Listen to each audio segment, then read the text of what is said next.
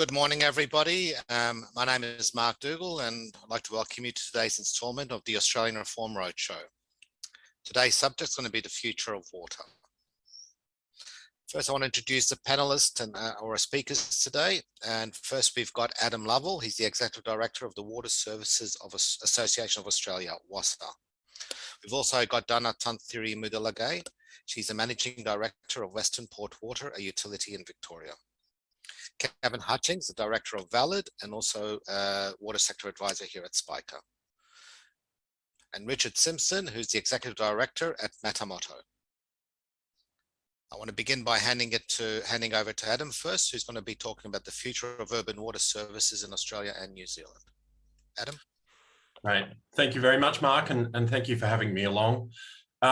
Just recently, just by way of introduction, by the way, Water Services Association of Australia is the peak industry body for all the water utilities across Australia, but also Watercare and Wellington Water are our members. We're really focused on urban water and particularly around collaboration. So what we do is we bring together all of the water utilities from CEO level all the way through to technical experts. And we've got committees and networks that cover every single aspect of the urban water cycle. And our aim is to share and to uplift the industry from within. And a big part of also what we do at WASA is to advocate for good urban water policy at a national and more at a state level as well. And a lot of what we talk about at a national level certainly applies in the New Zealand context as well. So policy, research, technical, it's all about collaboration. It's all about being the best utility you can be and delivering services to your local community. We're very focused on your local community and being in touch and engaged with your local community and the services you need to deliver. So we've recently completed this strategy, which is actually on our website if you want to go and have a look.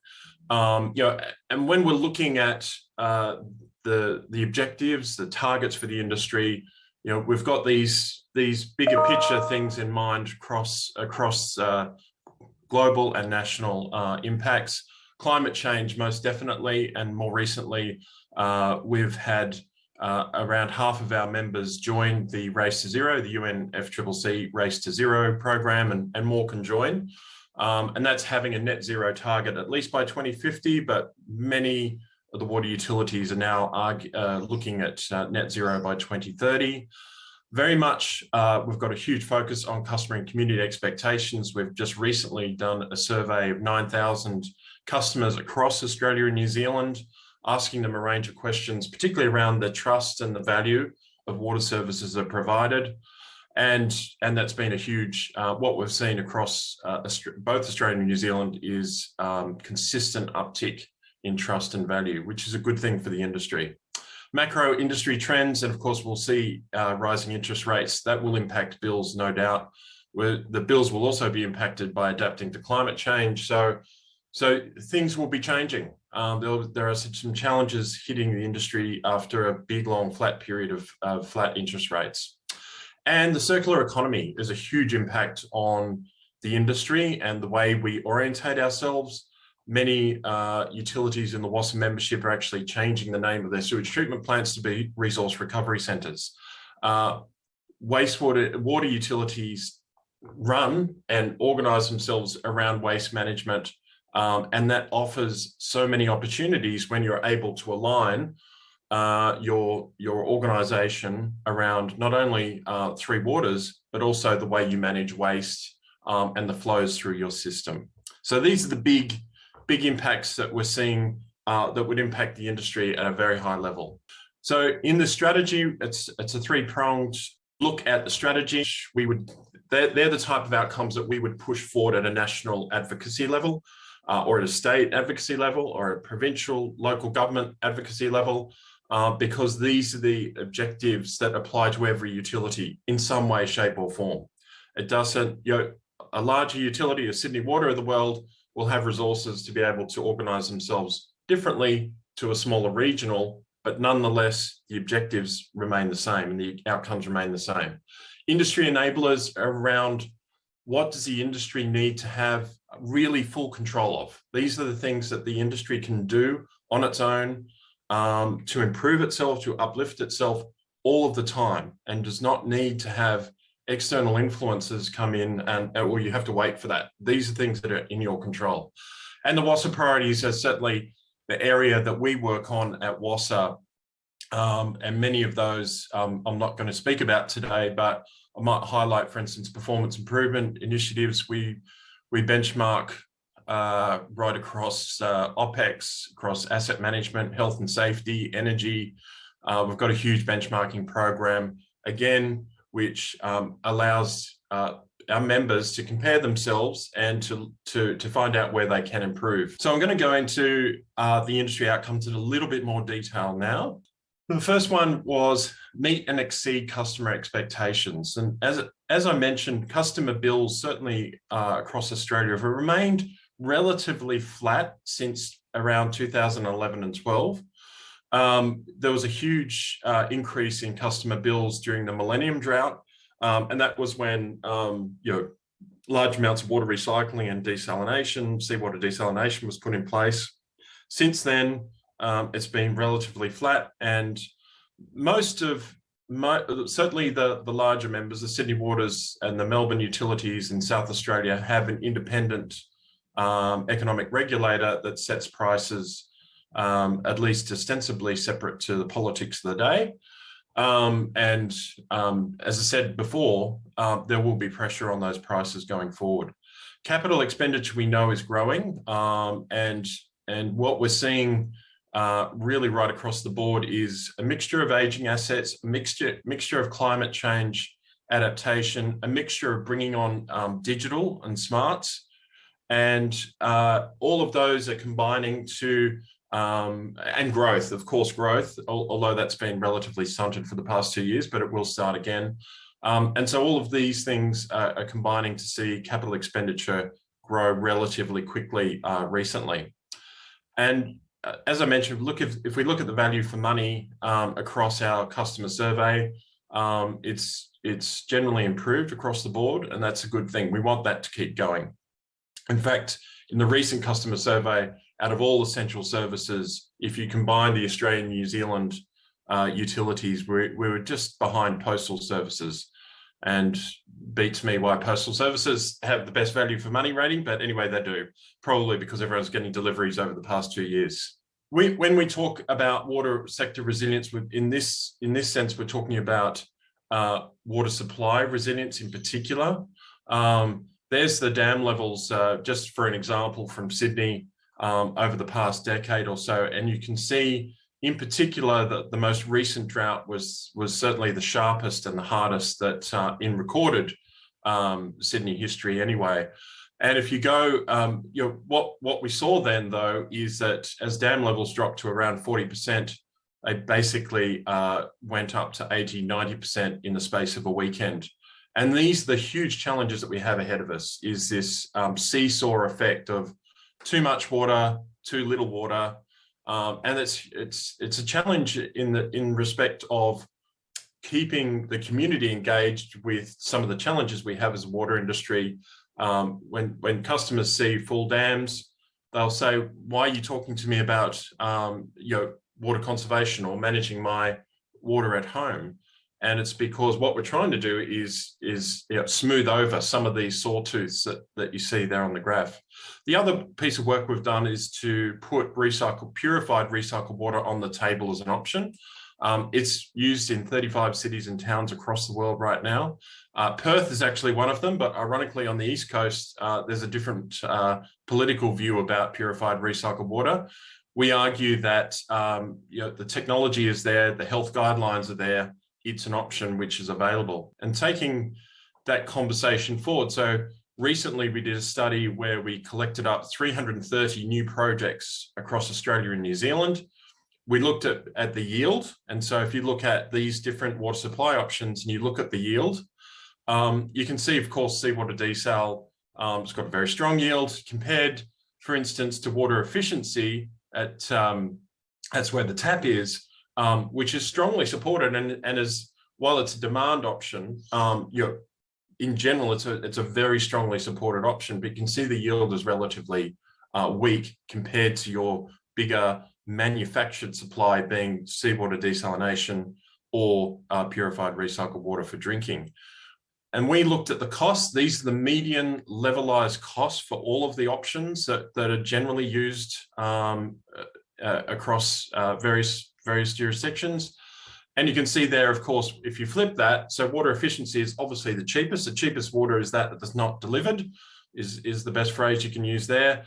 But just moving along the graph there, if you look at purified recycled water, and if you look at seawater desalination, they're pretty close now, and the costs keep coming down and down. So manufactured water used in Perth, two seawater desalination plants, a purified recycled water scheme, and dams that are nice to have and actually store desal water. If you move more to the right, rainwater tanks is a much loved option by many people, but the water, let's face it, is relatively expensive.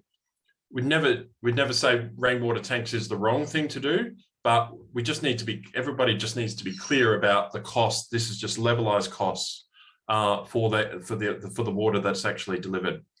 There's further work that you can do on top of this. You can do greenhouse gas emissions according to each of these options, energy according to these options. So we're doing some further work to sort of expand on this graph, because it's really useful to have conversations with the community about this. Our contribution to thriving communities is huge, and it's the one that's often quite understated. Water utilities are often thought of as the 24/7 drinking water business and the sanitation business, and that's what we do, and we have to do it well. Core business, rock solid. That's what you must do. But in addition to that, and particularly through COVID, has really highlighted the other services that having good water management provides, and that provides a thriving community. Now, if I'm looking at what the future looks like, and this is particularly pertinent to the Three Waters Review, integrated water cycle management and what it can offer, we're slowly moving towards in Australia. It's a very piecemeal patchwork approach here to who manages stormwater, recycled water, wastewater, sanitation and drinking water. But we're moving slowly to this approach where there's one waterway manager, which integrates both the regular drinking water supply, purple pipe recycled water for non-potable uses, purified recycled water and stormwater, all in one package. Because what you want to be able to do is utilize every drop of water in an urban catchment to the best of its ability, to the best of its value. And that provides health services, physical health, mental health. And in fact, we did some work with Frontier Economics a couple of years ago that showed using an approach like this, an integrated water cycle management approach or a Three Waters approach, is a net benefit of $94 per person per year, and mostly for mental health purposes. And that's often a conversation which is really hard to have with treasuries or state health departments or provincial health departments, because they just think of you as 24/7 drinking water business. This is part of the conversation that we're trying to change. And so you can have, this is what we need, particularly for urban greening and cooling. There's been a lot of consternation across many of the growth areas in the Australian cities, at least, that we're creating suburbs that are too hot, that do not have any trees. There was just an article in the New Scientist yesterday that showed that trees can cool paved areas by about 12 degrees in some areas, but we're not this is not happening right now. In the growth areas in some of the major cities in Australia, at least, they are going up eave to eave, black roofs, no trees at all. And so there's a huge change now that people are recognizing the cooling.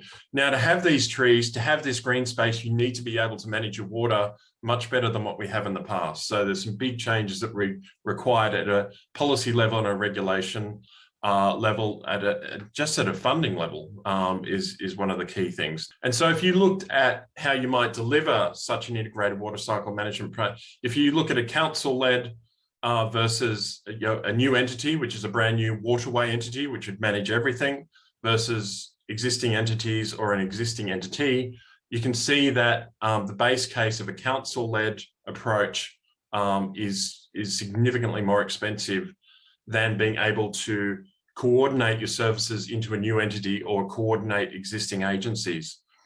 So these are really important numbers, and really important to be able to think about the future going forward, about the way we actually structure the industry.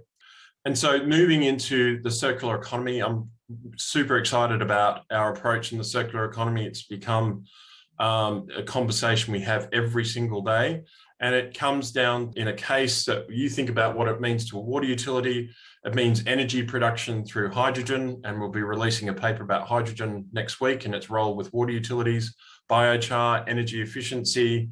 If you look at the circular economy in terms of water cycle, water is the most circular of all the elements, of course, but we've got to do a better job at it. I would say we've been very linear, but we're getting better. So looking at the blue-green grid, looking at fit-for-purpose recycling and desalination. And then also on the right there, looking at nutrient recovery, looking at the carbon and the biosolids, looking at nitrogen and phosphorus recovery. And you know, even in Netherlands, they actually collect cellulose from toilet paper and use it in roads. So that's an incredibly fascinating approach to the circular economy. And then, of course, to be regenerative in the environment in which we operate. And I think that's a really aspirational goal, but everyone's getting behind it. The circular economy is massive. And I know that Donna will be speaking about a couple of cases around that in her presentation. The industry enablers, as I mentioned before, these are core to the industry. We must be right on top of these actions and these dot points. The core business rock solid, and this is where we learn from each other and really try and build the performance of the industry overall. I had an interesting conversation. I don't know if many people know that over in Wessex Water in the southwest of England, they had a major accident last year where a sludge hopper, there was a major methane buildup, and 4 people died from an explosion. And the initial feedback we're getting back is that really we are, as an industry, we're quite behind oil and gas and the other capital intensive industries. A lot of work to do on health and safety, for example. And finally, finishing off on what we do at WASA and our priorities going forward, we're really trying to drive progress in the Sustainable Development Goals. It's not the top of everybody's lips at the moment, but Australia and New Zealand are signatories, and we're really trying to drive that through a number of targets. Health, livability and wellbeing, urban greening are hugely important to what we're doing. And finally, the benchmarking programs that we do have become more and more popular, and being able to have those data sets and those charts to be able to understand how the industry is going, how your business is going compared to your peers, and learn from each other. That's what we're here for. We learn from each other. Nobody's in competition with each other, hopefully for a long time, but maybe not, who knows. But the ability to be able to share and collaborate is a massive value to the industry. And really happy to be here and happy to take questions. Thank you, Mark. Thanks, Adam. I'll hand it over to, we'll get to questions at the end. So I'll hand it over to Donna now. Good morning. So I'm Donna, I'm the Managing Director of Western Port Water. Just before I go any further, I just want to take a moment to acknowledge the traditional owners of the land on which I am on this morning as I chat to you, Bunurong country, and I acknowledge their elders past, present and emerging. Now, next slide, please. Craig. Just a smidge about Western Port Water for context. We're a smaller regional water authority, and we have a very engaged and very connected community. Our customers are generally very environmentally conscious, very community focused, and as well as that, it's a tourist area. So our population does kind of jump up by an order of magnitude come high peak summer season. We're set up in a very similar way to other water authorities in Victoria. We're a public sector. Our revenue largely, not entirely, does come from customer bills. So the challenges that Adam was talking about in terms of delivering services while keeping affordability front of mind remains as something we have to be focused on. So over the next 10 minutes, 10, 15 minutes or so, I'll just talk about some of those challenges, some of the challenges that we are facing. That's fine, Craig, if it's flipped ahead. Not a problem. I'll just talk through some of the challenges we're facing in the sector and we will continue to face in the years and decades ahead. None of this is going to be new to you, and Adam's already touched on some of the challenges of what climate change is going to do in terms of stream flows, emissions reduction, and maintaining service levels while we have a growing population, and of course doing our level best to keep bills flat or as flat as possible. So solve new problems, keep costs down, all of that. What I will say up front is that these challenges, particularly in the context of regional, maybe slightly smaller public sector organisations that have far more engaged communities, is that it presents a wonderful opportunity to solve these problems with the other players in our ecosystem, right? And recognise that we're not alone. If you have an engaged community, leverage it. I'll just talk to 3 quick examples. So the sustainable water strategy, so collective large scale strategic planning, a quick local example, so from this large scale strategic planning right down to this small local example in Western Port Waters area, and then a few quick snapshots on some of the other examples in the sector. Next slide, please. So, collective strategic planning, a little bit about the sustainable water strategy that exists across the Central and Gippsland region, affectionately known as the SWIS. The strategy really articulates a huge part of the challenges that we're facing in the decades ahead, but it's also one of the vehicles that we're using to explore a collective solution for the sector in the long term. And it's currently out in public consultation. Should you want to download the document and have a read, it's out there for feedback. It covers the geographic area shown on the map, so it's quite a large area. To give you a sense of the size, Victoria has about 6.7-ish million people, 7 million people in terms of population, and this strategy covers about 6 million people. And this geographic area also produces about a quarter of the state's beef and vegetable production. It also covers the traditional lands of a range of traditional owners. Now, the Victorian government is committed to working with traditional owners, as are we, to increase access to water entitlements and increase cultural benefits from the way the water is stored and delivered and used and how we operate in that space. But I dare say New Zealand is far, far ahead of us in this space. This strategy is the first time the government has partnered with traditional owners in the development of a sustainable water strategy. So it is an important step forward, but at the same time, I think it's important we acknowledge that we've got a very long way to go. So it covers the lands of the Gunai Kurnai, the Wurundjeri Woiwurrung, the Bunurong, the Wadawurrung, and the Eastern Ma peoples, as well as a heap of water authorities of varying sizes. Next slide. Just a quick sense of the challenge that we've got ahead of us. Adam touched on this as well. Wonderful color-coded visual there, but real quick, based on data since 1975 in our geographic area, we're looking at a decline, this stuff we're already seeing, of between 10 to 15% in surface water availability if we look just at the area that my water authority is in. But if we look across this broader area, we're already looking at, since data from since 1975, we're looking at between a 5 to 25% reduction in surface water availability thus far. In terms of climate impact on water availability under a medium to high, if we look at the medium to high impact scenarios, those 2 scenarios, if we cast ourselves out to 2065, we're looking at between a further 8 to 20% reduction under the medium scenario and a further 36 to maybe 55% reduction, depending on what catchment you're looking at across that area. So we're talking about a significant reduction. Summary top point on that is a similar significant reduction in surface water availability. Next slide, please.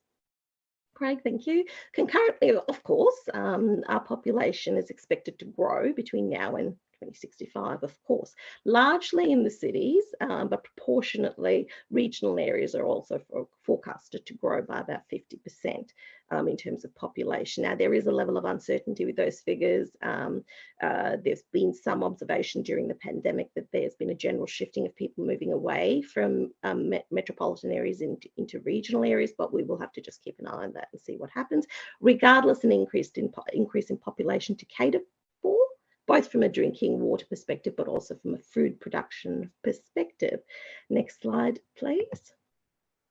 So currently, in terms of how we use water, about 50% of surface water and most of our current supplies, yes, we do have a whole range of supplies in terms of we do have manufactured water, desal, recycled, some groundwater, but even now, currently, most of our water that we use is surface water, and 52% of that is used in cities and towns, 35% in agriculture, 9% for power generation in that area, 4% on environmental flows, and 0.1% traditional own access, so not much at all.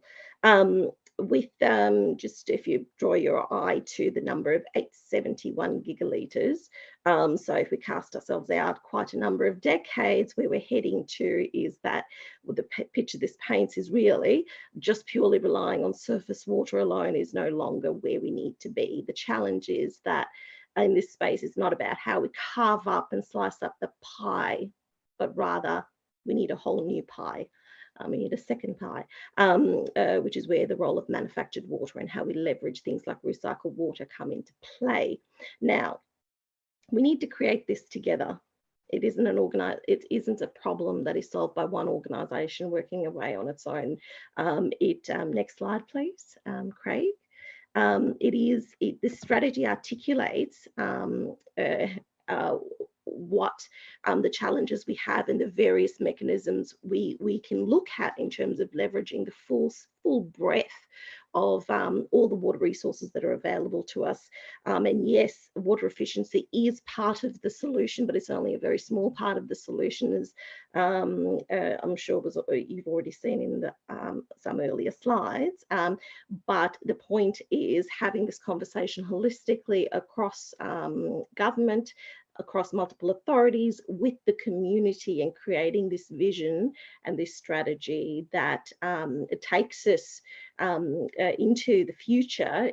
It has, for it to be successful, it can only be successful when worked on together across these multiple water authorities, across agencies, across traditional owner organisations, environmental groups, and the community, to create it together and move into implementation and commitment to see it through. So working together on these big hairy problems makes it something we can more likely that we can solve.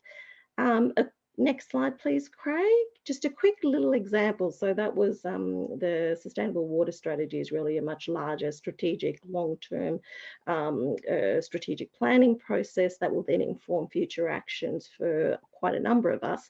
This is just the flip side. A small example, there are a range of things within our geographic area, as a water authority, Western Port Water already does with the community and other organisations in our geographic area. For instance, tiny example, we recycle water, we grow eucalypts at one of our treatment plant sites. Then the organisation set up to manage the national parks on the island, Phillip Island Nature Parks, harvest to feed the koalas on the island, right? So we work with the Bass Coast Shire Council, Phillip Island Nature Parks, and the Bass Coast Health, so nothing to do with water, but we work together in a collective way when it comes to we've created a reconciliation network together, because that's from a whole of community perspective. We do health promotion work with the primary prevention arm of Bass Coast Health, promoting the health benefits of drinking water, so a Choose Tap program. So there are lots of little examples. This is an example from a local perspective. The Bass Coast Shire, so you can see there are two rectangles on there. CWWTP is the Cows Wastewater Treatment Plant, and the site next to it is land that was purchased by Bass Coast Shire Council to relocate and revamp their green waste transfer station. In summary, given its proximity now, they're looking at what they can do on their site to manage that, to move towards a circular economy approach. They're looking at battery storage. They're looking at what they can do in terms of solar panels, and create amenity for the community as well, walking tracks and so on. Now, equally on our side, we're looking at exactly the same things. We've got solar panels, we recycle water, we grow timber, but the real advantage here is to look at it collectively. Next slide, please. To look at how, rather than looking at each of these sites on their own, even though they're not owned by the same organisation, and even looking beyond just the two organisations, how we can come up with collective solutions that creates advantages not just for the individual organisations, but a much broader win. I was speaking to my counterpart at Phillip Island Nature Parks, the CEO there responsible for the national parks and the facilities on Phillip Island, and I asked her what the biggest challenge they faced was, and she said that for the fauna on the island, particularly regardless of it being a wet year this year, the years ahead, the biggest challenge that they have for the fauna on the island is access to fresh water. Now, if you think about that in the context of we as a water authority have an ocean outfall where there's treated wastewater being pumped out to the ocean, and yet at that same location inland, the biggest challenge for fauna on the island is access to fresh water. It takes us down a very different path and a different way of thinking around how we tackle some of these very civil engineering, very water industry traditional problems. So the opportunity in considering both sides together more holistically is that it moves us towards more collective wins. So now what we're looking at is, and just keep in mind, this is a very early I'd even say it's a pre-feasibility point is where we're at with this particular project. But what we're looking at is biodigesters on our site, creating a wetland that crosses both sites with walking tracks with that also then ends up providing a net biological sink for carbon as it pulls, it reduces the nutrient load. So it's still likely to need an ocean outfall, but how much of that water can be turned inward to create a habitat and take a circular approach. We already have a centralised approach to greasy waste collection on the island. How might we pull that into this? We're looking at floating solar, looking at battery storage and walking tracks. So the point is, this is something by working, a small example, by working more collectively, we can create bigger solutions. Particularly, I think this is something that for smaller organisations, and even if geographically some of the regional organisations can be quite large, but in terms of population can be smaller, looking at the other organisations around us for collective wins does help us get further ahead. Next slide. Now, if someone hasn't spoken to you, these are just a couple of other examples of things that are happening across the sector. I'm sure someone has already spoken to you about zero emissions water. If they haven't, there are 13 water corporations across Victoria who are working together collectively to explore the most cost-effective way to direct purchase renewable energy. That grew out of the integrated water networks. There was a large-scale renewable project looking at how whether we can get greater wins from working together rather than as individual organisations. So that's one example.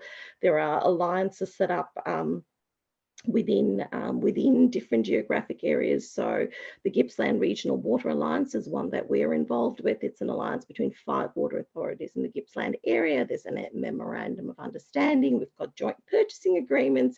We explore solutions together, communities of practice for our people. There's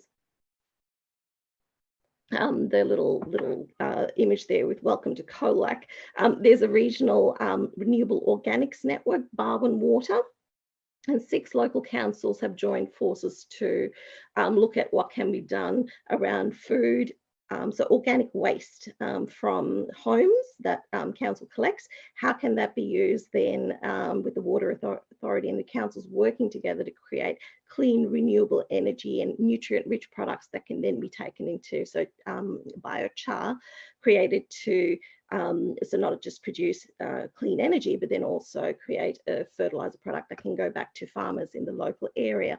There are a range of, there's the hydrogen production is something else that the sector, various organisations in the sector are looking at. I know Yarra Valley Water is looking at it, but equally the Australian Gas Infrastructure Group has secured some government funding, so that's not a water authority, to support the delivery of a hydrogen production blending project up on the border between Victoria and New South Wales in Wodonga, but it's on Northeast Water's wastewater treatment plant site.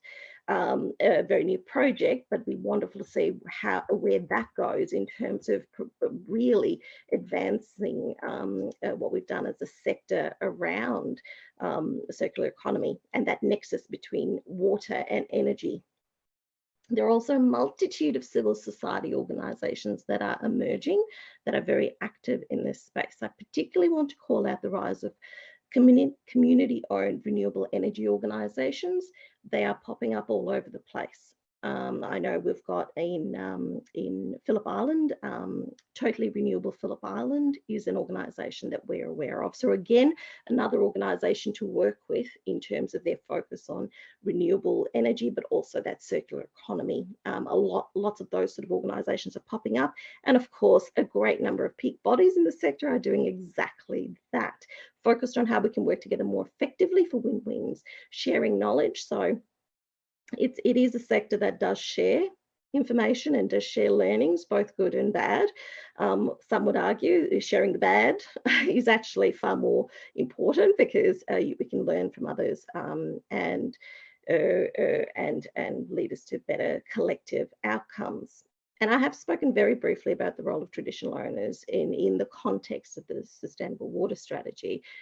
For Victoria, very, very much beginning on this journey. Our department, our government, and us within our organisations are committed to working with traditional owners to increase access to water entitlements, but also more clearly understand and integrate Indigenous values into our planning. Next slide, please. So just to wrap up, what I'd say, there's some quite hairy challenges ahead of us, but what keeps life interesting. The future of water is all about working together. Far more in the grey, less command and control, and more focused on creating solutions with other organisations and within our ecosystem and with each other is what I would say moving forward. And of course, I think questions are right at the end, but I welcome any questions. Thank you. Thank you, Donna.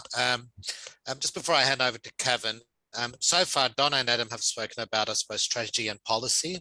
To move to Kevin and Richard, we're going to be now looking at technology, current, available, and also emerging technology, and how that can help us achieve some of the, I suppose, targets and objectives that Donna and Adam have spoken about.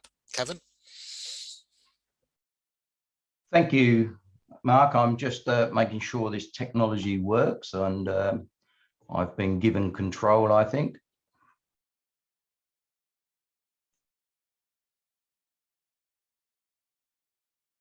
I've been told I have to wait 10 seconds, so.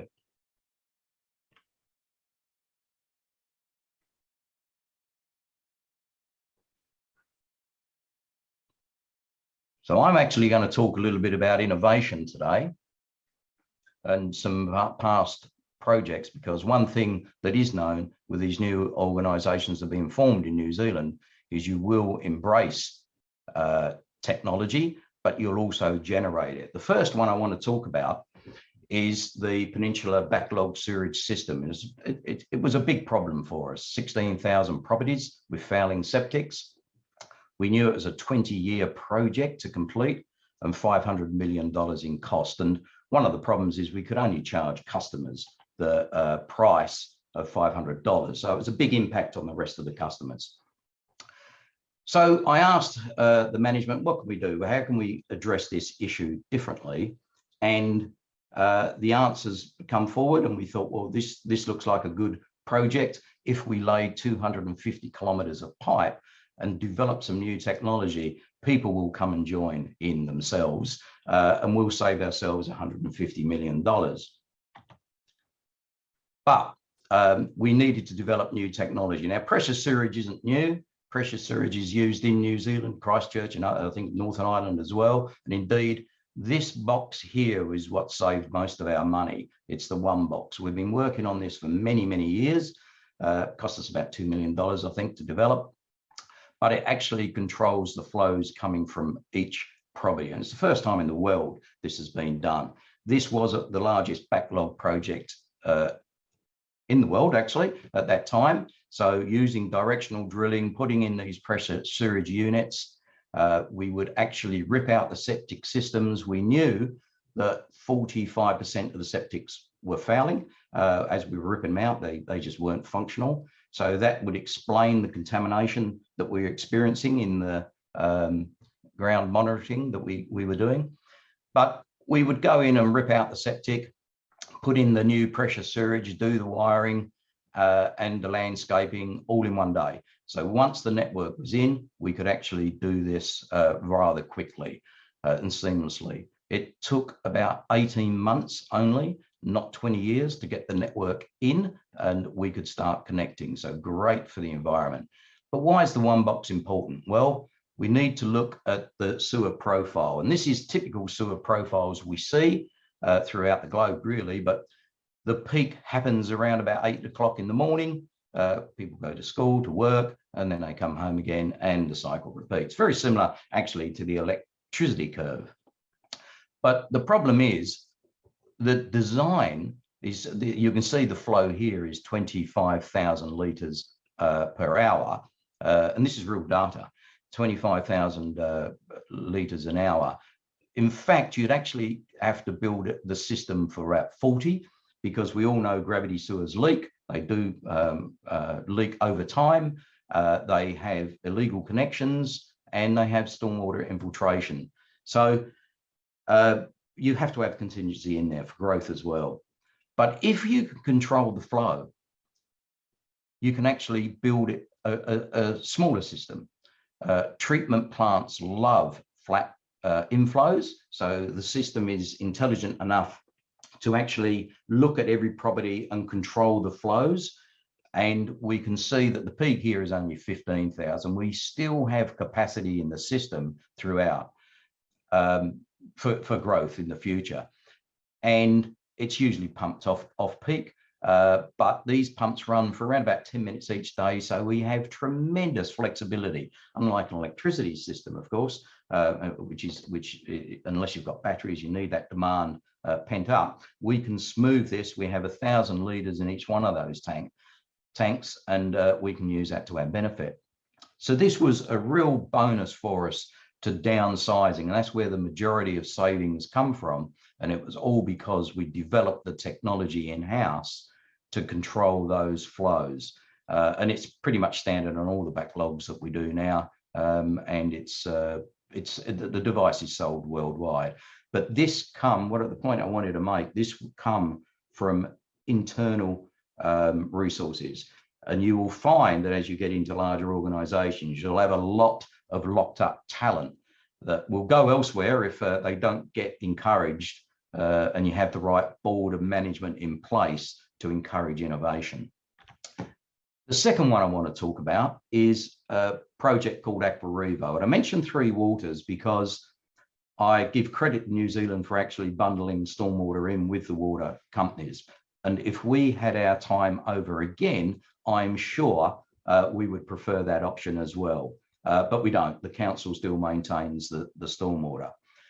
But here was a block of land, and the property people come to me and said, look, we could sell this for a pretty penny. And I agreed. But I wanted to step back and say, but why don't we create something special in this location? It's a great location. It's completely surrounded by new homes. It's got a train station just off the graph here and down here. It's fantastic. Why don't we stop talking about how homes should be delivered and do something about it? So that's what we did. I went back to the board and said, look, management's come up with a solution. We should build 450 homes. So we actually diverted the creek.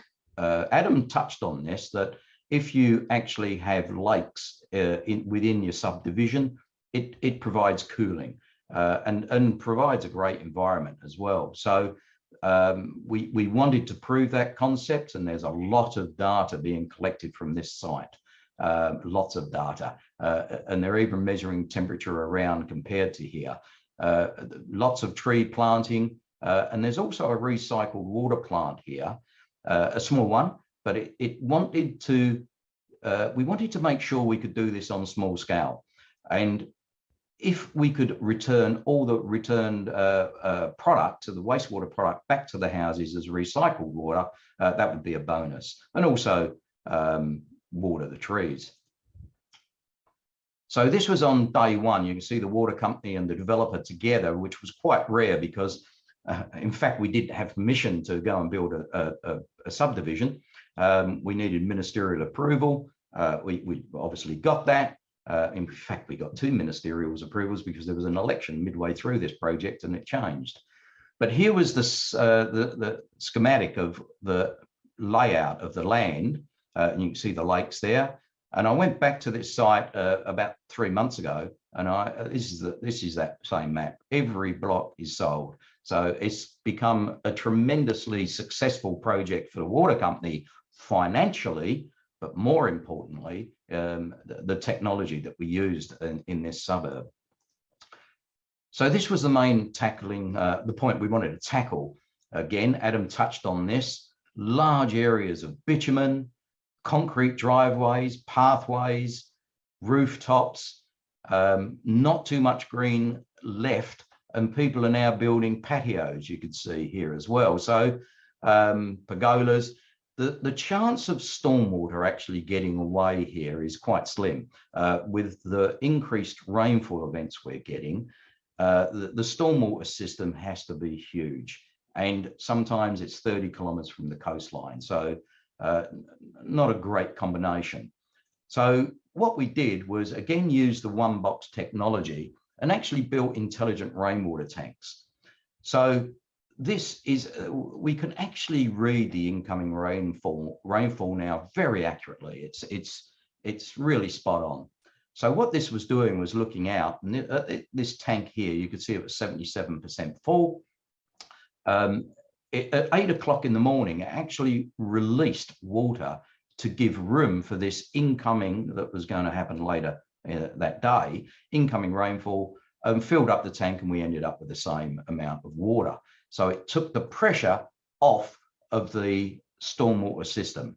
And that's a great option, but we've already got enough water on this site because we've got recycled water for the trees, the plants, the car washing, toilet flushing. And we could have just used this as a buffer and sent it back out to the stormwater system. But it was a shame because it's high quality water. It's got first flush. It goes into here. We said, well, why don't we take it in to the household itself? So it goes through a cartridge filter, through UV filter, into a hot water system. It's a heat pump, solar powered, so very efficient. And we run it through to the bathroom, shower, bath, and the laundry sinks. And we said that we were going to achieve 70% less water in these homes because we are getting less rainfall, as been spoken about, and people don't like restrictions. We've got to start building homes differently. So rather than talk about it, we did it, and it's really a research centre on its own. But we've achieved, many houses have already got to this 70%. I believe it will go more once people start to understand and use the technology. So this is a picture from about a year and a half ago. We can see that the estate actually won an award, but you can see the waterway coming through the back here and going through. The trees are getting established. This will be, there's 2 children parks actually on there. And the recycled treatment plant as well. Every house is mandated to have solar panels. It's got battery storage. Even the wiring is provided for the garages for charging electric vehicles. You can see the water tanks here and the water heaters. 7-star homes, tremendously successful. And it's getting to the point again, innovation doesn't have to cost money. It can actually make you money. The water company did very well out of this. I'm not going to go through this list. It's on the website. If you actually Google Aquarevo and Villawood, you'll see all about this estate. But it just lists what was actually involved in the construction of this site. My final slide, digital water meters. I haven't got enough time to talk about it today, but if somebody wants to ask a question about it, this is going to be the lowest hanging fruit for most water companies, I would say, in the next 5 to 10 years. And I don't want you to think just about water meters as measuring water. they're going to do a lot more and provide great asset information and customer information. So I'm willing to talk about that a bit more. I think I'll leave it there. Back to you, Mike. Thank you, Kevin. Now I'll hand it over to Richard, who'll talk about the Meta utility. Richard. You might be muted, Richard. Apologies for that.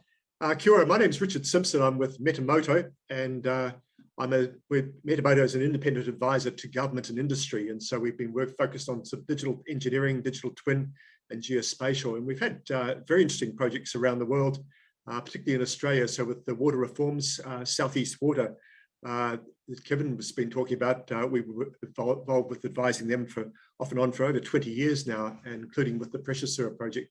More recently, it's been City West Water, Western Water, with the reforms that are taking place. SEQ Water up in Queensland has been one that we've been very busy with the Somerset Dam, and sort of looking at the resilience and preparedness for drought and things, but also ensuring that we can bring in AI and other sort of technologies to ensure that we don't get another, issues that we happened in 2011 with the flooding of Brisbane. Also, more broadly, is Singapore Pub. We've done a lot of work with them over the years, and Anglian Water. Actually interesting, both Anglian Water and Singapore Pub have both got the same template that was actually developed in the first place by us for Southeast Water. So there's a sort of a meme or a gene that goes through that. On top of that, we're also involved with a number of smart city projects. So again, with Singapore, with the Fisherman's Bend project in Melbourne, and again, working with Southeast Water on that one there with respect to looking at smart infrastructure. And so does a smart pipe, should it ever be empty, or should you be using it to sort of support sort of things looking at, water retention and other sort of things like that as well. More recently, we've led the digital twin strategy for the Cross River Rail project in Brisbane. So this is about $6.5 billion project with about 5 new precincts in it. Very complex and multidisciplinary sort of project, but it's been a very interesting example of digital twin. And similarly, also working with the Brisbane government, or Queensland government, on the urban air mobility for the Brisbane Olympics in 2032. So that's a very spatial story, but that's another story altogether. On top of that, I serve on the International Society of Digital Earth's working group. I chair their working group on digital cities globally, but also am a counsellor. But also relevant to this is a role that I have as an advisory board member to the joint working group between the Open Geospatial Consortium and Building Smart. So OGC deal with all the geospatial standards, Building Smart deal with the open BIM or the volumetric type sort of standards. So we're bringing those together, and also working very closely with the University of Cambridge and the Centre for Digital Built Britain. And again, sort of bringing digital twin with BIM and geospatial, but I'll explain those later on. But on top of that, we've been working with the Victorian government on the digital asset strategy called VDAS. Just to finish it all, I've authored a few books on it all, on digital cities, but the latest one actually is a top seller. I don't make any money out of it, but we had the Nature, a very prestigious journal, publish the Manual of Digital Earth in January last year. And I'm very pleased to say it's nearly 1 million downloads that we've had on that particular book. I think it's about 870,000 and counting, which just blows us away. We only thought it might be a few thousand, but it's probably the most read book on digital twin. At least I hope people are reading it anyway. So if we can move on to the next slide. I just want to sort of talk about what the challenges that you've got ahead. I served as a former Auckland City Councillor back in 2004 to 7 term, was Chair of Transport.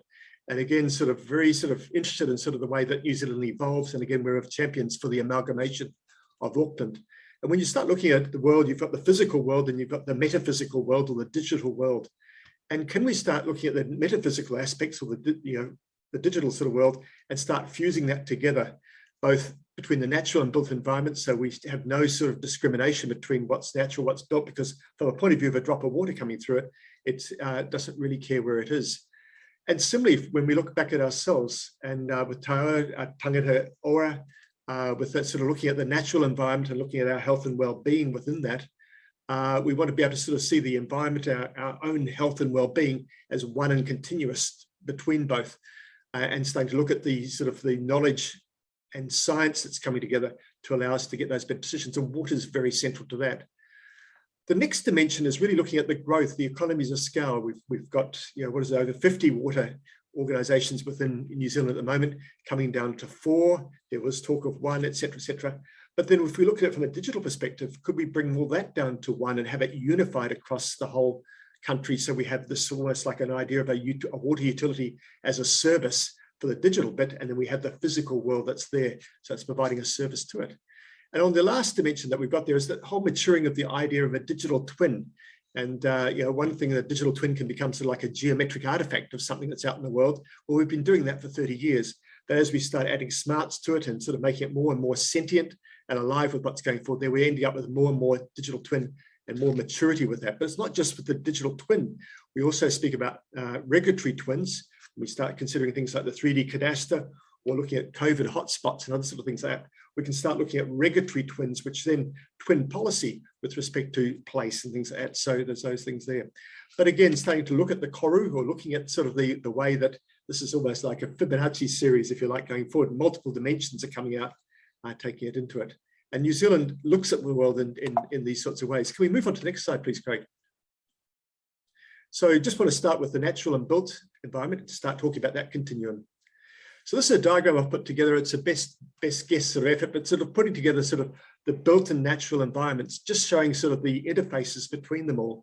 And so at one end, we've got evapotranspiration, we've got sort of precipitation, and we've got catchment modeling. Now we can do a lot of that with satellite imaging, and we can get real-time sort of data. So we've been sort of working a lot with SEQ Water on their catchments and using interferometry with synthetic aperture radar. And where from space, we're getting down to just a few millimeters in precision, starting to look at slumping and sort of that sort of movement. We use similar technology on the Cross River Rail to look at sort of making sure that we weren't getting any movement of the ground throughout the course of the projects. But also there's a whole lot of infrared and hyperspectral data and others. There's more and more sort of satellite imaging that's coming through to look at that natural environment. And then we start getting into the built environment. Again, we've got the geospatial sort of tools, we've got the sort of the asset management and all these other different things that go through that sort of workflow. I've got pressure sewer in there in a sense, with Kevin talking about the pressure sewer, they've been putting SIM cards into these pressure sewers. And again, you're sort of almost creating a distributed sewer treatment system, or the option for that. So you're creating these new opportunities going forward. And then similarly, as we sort of go down to this, we've got then sort of, looking at the interface with the water, looking at the groundwater, looking at managed aquifer recharge and other opportunities that are there. And again, sort of impact of the induced seismicity from the movement of groundwater and things like that. But these are all things that we can use technologies to start simulating or start giving us evidence with respect to improving our decision making. Next slide, please, Craig. So this is just a snapshot of some of the sort of different technologies. I'm sure you're familiar with a lot of these things there. So we've got sort of augmented reality. And again, this is an image from what we did back for Southeast Water back in 2010. Apple told us it was the first time this had ever been done with using augmented reality. This is actually on the iPad 2. We couldn't do it on iPad 1 because we ran out of memory, and also we didn't have a camera on it. But then you've got all sort of decision support. In fact, that's spatial business intelligence, another example of some of the work we did at Southeast Water. But also you start to look at probabilistic modelling. So when you're above the ground, you can actually easily measure things. When you go below the surface, again, actually where these pipes are and things like that, we're starting to deal with more of a probabilistic approach to it. So we should be thinking more like a detective and a forensic sort of approach to it, or rather than a surveyor, if you like, looking at above the grounds.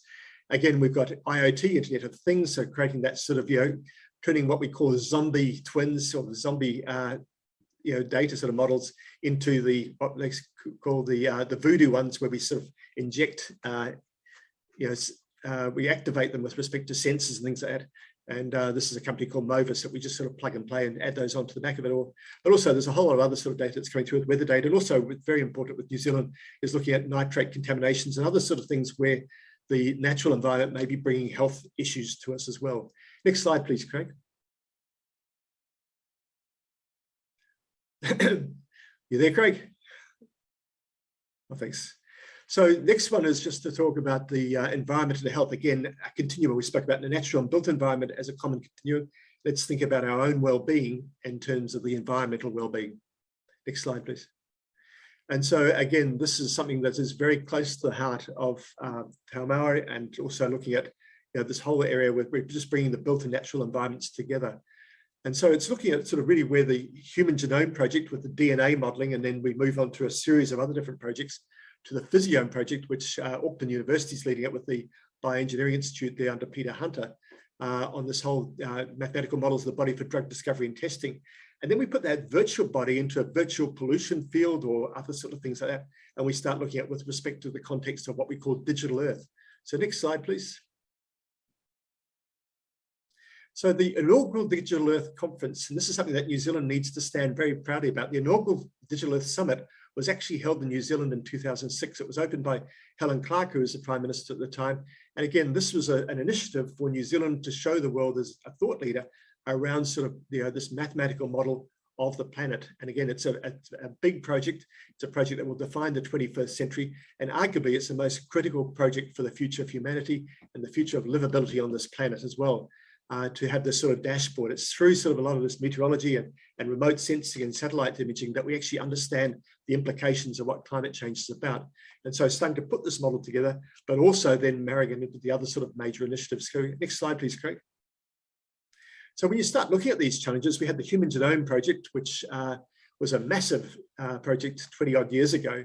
And again, so looking at these base pairs and then sort of looking at sort of over time and space, the challenges that were with that. But now we can go to ancestry.com and within sort of a few days or something or other, we can come back with our genome and sort of look at our ancestry and things like that. And it's very much a commodity service, whereas once upon a time, it'd be a lifetime's work to sort of get that together. It's quickly become sort of almost instant. And again, with COVID, we've got a lot of this DNA testing that's going through. If we move up the scale, we've got transcriptome, metabolome, and proteome, and then to the physiome that I mentioned before. And again, this is the model of the body. And so looking at where all the diseases are at the protein level, but this is very important work. And again, very important in COVID. New Zealand's been leading the world in a lot of this sort of area with respect to the physiome project. And then the next bit is, again, looking at digital Earth. So just the sheer scale of this is vast. It's mind-boggling.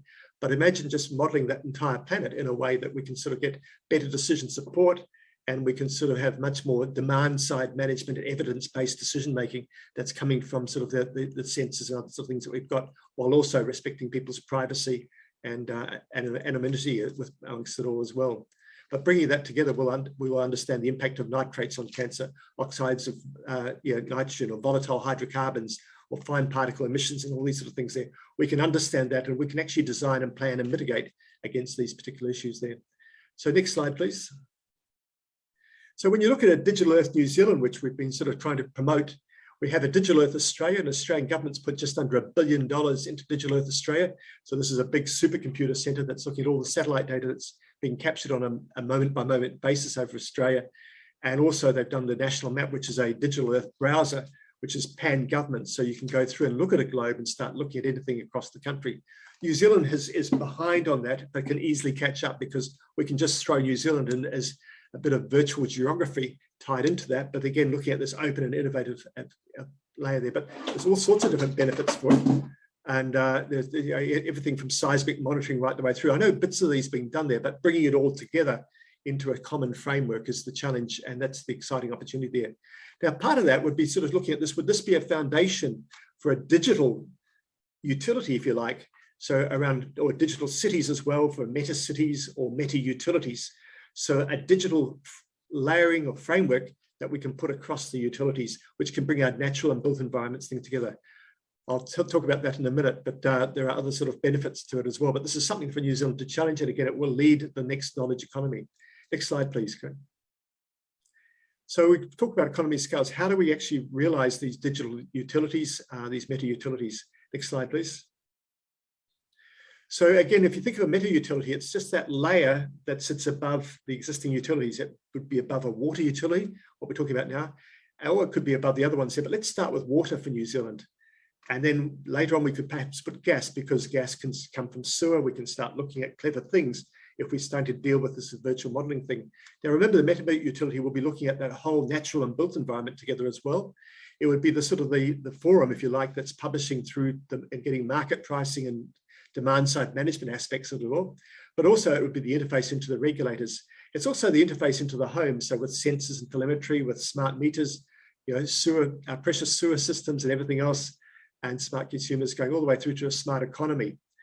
And again, sort of we've got other sort of things like the open banking, other sort of things that come into place. But if you could look at this as one continuous across the whole of New Zealand, and it doesn't really matter then how many physical utilities that you have, they would plug into this and this would become utility as a service to those.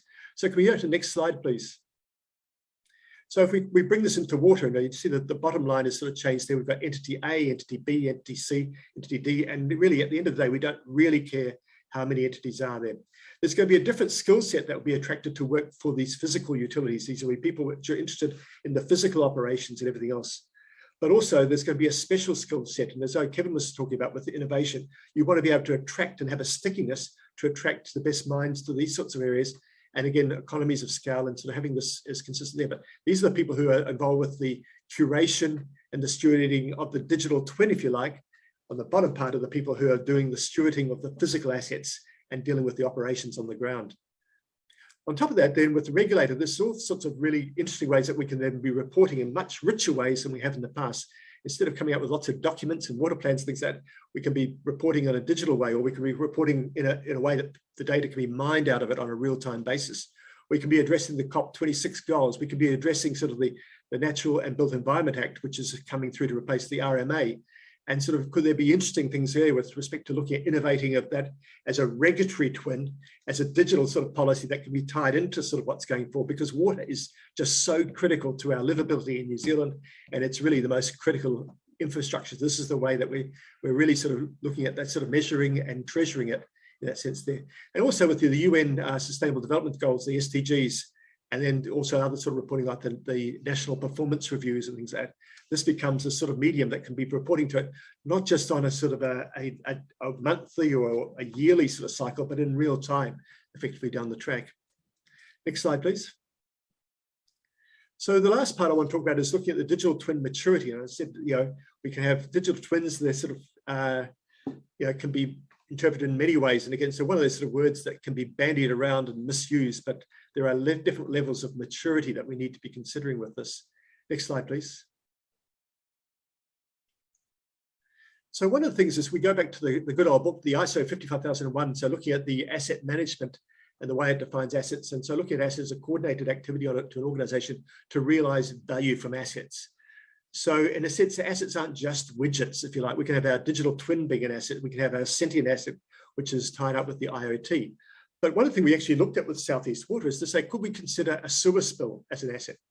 So we don't own it, we don't have it there, but it's just like sitting out there. We don't particularly want it. But it will have a sort of spatial dimension to it that's changing over time. And again, if we start thinking about that as an asset, or we may look at sort of a council park, which has got a permeable surface there, and could we flood that and start sort of thinking about that as an asset in that sort of sense. So we've got best utilization of all the different resources that are there, and then we can start sort of using these tools there. And so we can't be thinking of these as gadgets or widgets and things like that. We need to be thinking things more in a spatial sense, and less in a sort of a filing clerk sort of more clinical, sort of rigid, hierarchical approach that we often do with asset management systems. Again, when we're also looking at these assets, and again for cybersecurity and things like that, we need to think of these as much more ready, accessible in a spatial sense, rather than in a filing clerk sense. And so sort of looking at the impact and where these things are, so we can act on them effectively. Next slide, please. So this is some work we did. This is some work we actually did for Hunter Water, and I'm standing in an art gallery in Florence. This is about to give a paper at Digital Earth, and really speaking about sort of where we're going to with the third dimension, the fourth dimension being time and space, and the fifth dimension being a costing dimension over top of that. So looking at optioneering with costs and things like that. Again, with this is actually a live view of a pump that was at Lochinvar pump station in Newcastle. And I'm standing in a gallery just sort of doing that in front of some of these great Renaissance works of art. But really the point I'm saying is not to say that we're sort of up there with Leonardo da Vinci and the others, but to say that, really when the Renaissance was very, very much getting that third dimension into paper by perspective and other sort of things there. What we're seeing now is this new Renaissance taking place with respect to going beyond that bit of paper into things that become alive and sort of integrated in sort of exciting sort of ways there. And so that was really what that was about. But there's some exciting things that are going on with that, and I'm sure others have spoken to you about that. Next slide, please. This is a project I got invited to be the curator for the reopening of the National Library back in 2012. And it was an interesting sort of project. I hadn't curated anything before, but we went off and built a whole lot of digital sort of twin models and things like that. And again, one of the things we want to look at is the Pipitier stream and Thorndon back in the 1840s. So we modeled it to as best we could, showing the streams, the running streams and everything else as it was in 1840. And then we went and used pictometry and LiDAR data, and we actually built what Wellington is today and overlaid that with it. And then they said, well, let's look at what is in 2100 and what would Wellington be like? Well, we were a bit nervous about that. So we then developed what they call Voronoi sort of envelopes to go across it, to look at sort of the maximum exposure of these envelopes, like a leaf, if you like, to sunlight and sort of to wind performance. Obviously, it's a windy place. Then we looked at sea level rise, and then we started looking at sort of algae bioreactors and all sorts of different things into it. But we put this envelope there, so we didn't want to show property owners what might be happening to their particular properties there. But anyway, this is like bigger than Texas. This is all of these massive big screens, and you could move between them almost like looking at LED lights. And you could move it backwards and forwards and see today on top of 1840, then come back and see 1840 over it. So you could move it around with these sort of big screens there. But again, think of what we're doing with a digital utility or with a meta utility is creating a time machine. It's a time machine about places and events. Next slide, please. And then we've got then the sort of the whole aspect of the seamless asset management. So with Southeast Water, for instance, looking at the volumetric assets, so things defined with BIM, and then you have things defined with geospatial, with GIS systems. And so you've got maybe a valve that's represented in both, whatever it is. And so having that sort of semantic harmonization across both, but also what's very important is actually topological twinning. Twinning of systems is more important than the geometric twinning of the asset, if you like. But anyway, that's a long conversation, and we can get to that later on. But we talk about ontologies and RDFs and things like that when we talk about semantic harmonization across these things. Very important going forward. Next slide, please. And again, you mentioned before, when you go underground, we're dealing with probabilistic models. And so this is looking at rock. So Kevin spoke about the pressure sewer. Again, sort of, the consultation with the homeowner about where to put this particular pressure sewer in their backyard. And then looking at sort of the likelihood of rock being there. And so we started off with geomorphology, and we looked at ground penetrating radar at another end, and we looked at observations, bore logs, and other sorts of things, and put together this probabilistic model of where the rock could likely be. And again, this made the engagement much easier, and it managed to fast track a lot of these sort of projects as well. Next slide. And then the intangible to tangible, again, Belgrave Heights, something that Kevin spoke about. And so this is looking at LiDAR, and we fused some hyperspectral data with that as well, looking at trees, looking at the species of trees, and then generating the sort of the bulb, the probability bulb of that, the root of those sort of trees, and then looking at sort of where the impact of that was against pipes and things like that. But also the generation of derivatives. So we actually generated derivatives into 3D PDFs. So could you actually sort of look at the operational view?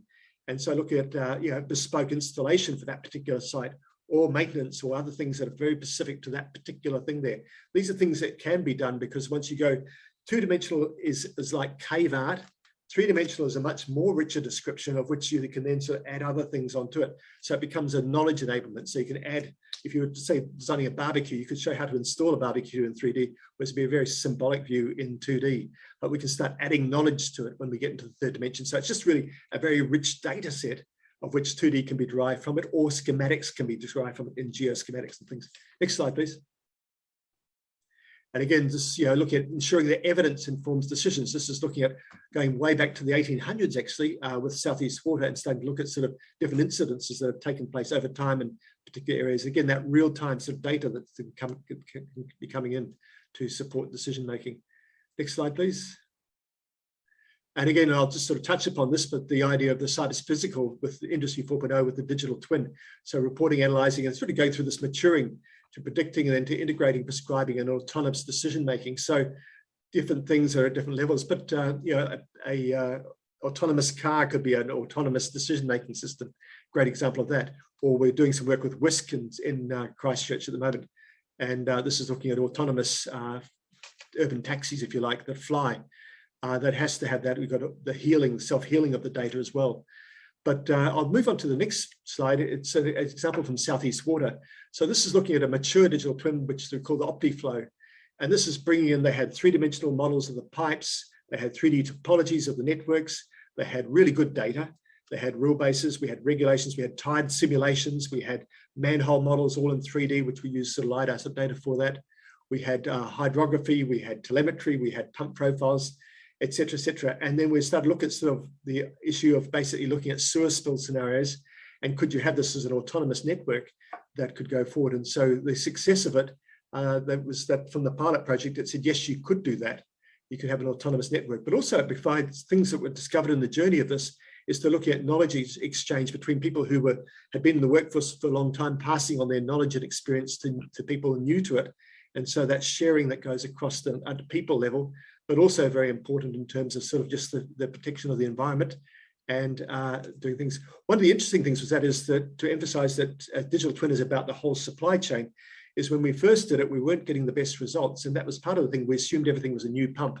And so then we started to look at the degradation of the pump performance over time and started putting that information to it. And then we were starting to get really good data. And so again, tying it back to the manufacturers and everything else. So you conduct this whole digital twin sort of aspect that goes right beyond just what you're doing with, but into the whole supply chain. And hence the meta utility gives you the economies of scale to do that. Next slide, please. And one of the things that we're doing with University of Cambridge have come up with this Gemini principles, get it? Yeah, digital twin sort of thing. But again, sort of saying, if we would look back in 25 years' time at our success, so what's our language of progression? Looking at the purpose, looking at the trust, and looking at the function. Is it for public good, value creation, insight, security, openness, quality, federation, curation, and evolution? So having it as an open, innovative platform is really, really key. So don't sort of get stuck with a particularly proprietary lock-in with particular vendors, making sure that, yes, you have your vendors, but making sure that you've got a framework that they're working into that's going to enable you to be open and enable it to evolve. It's effectively a complex adaptive system that's constantly emerging. Next slide, please. So just at the end of it, basically, I've taken you down all these different dimensions. So the natural and built environment, bringing that together, and again, looking at that as one with the way that we have technology today, and it's just going to get better and better and better to do that sort of thing. The second thing is we spoke about the health and the environment, bringing that together. So looking at the livability of what we're trying to achieve with that. So the Taora, Tangata Ora sort of aspect is very important with that. So making sure that we've got the, this natural environment is healthy so that we are healthy ourselves. And then we also look at then the industry 4.0 type sort of paradigm that we're shifting into from the sort of post-industrial area that we are today. And so when we're talking about the utilities of the future, we need to be thinking about that. We need to be looking at the project information models, the asset information models, and the interplay that goes with those, but also starting to think about sort of, look, this is emerging from a utility. Let's start it with the water utility, but it could be then sort of taken across into these other utilities first. So New Zealand can lead the world on that and start building a strong economy, knowledge economy off the basis of this as well. And finally, we sort of touched upon sort of the industry 4.0 thinking, which comes to the cyber physical modeling. We spoke about the digital twins. We touched upon the regulatory twins as well, and sort of bringing that together. And again, talking about a maturing continuum that goes with that. So New Zealand's got exciting opportunities to go forward with what you're doing, but please consider the digital thing in its own sort of right as a meta utility that can coexist with whatever it is, the physical ones. And that's really where you're going to get the early wins. It's where you're going to look at the risk mitigation. It's where you're going to look at potential opportunities for public-private partnership if you want. Also, it's going to mean that you're building things twice. You're building once things digitally, and then you're building things physically. And then again, effectively, you're modeling what's happening in the world with the physical, with the digital sort of model that's there. Next slide, please. And that's it. So thank you very much for your attention. Thank you, Richard. Thanks, everybody. So I'll just jump straight into questions. We've got a few questions from the audience. And the first question is from Mayor Alex Walker from Central Hawke's Bay.